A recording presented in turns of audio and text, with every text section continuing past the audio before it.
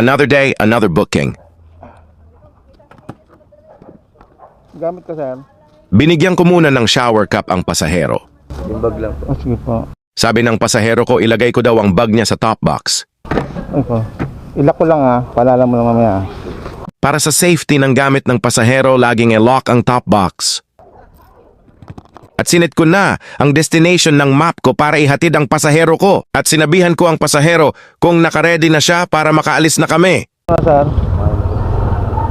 At sa aming biyahe, meron kaming nakasabay na wangwang. Pinauna mo na namin ang wangwang.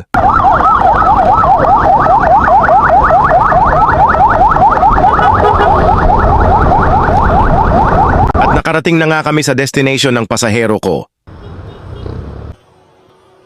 Thank you, kuya. Salamat Ingat po. Thank you.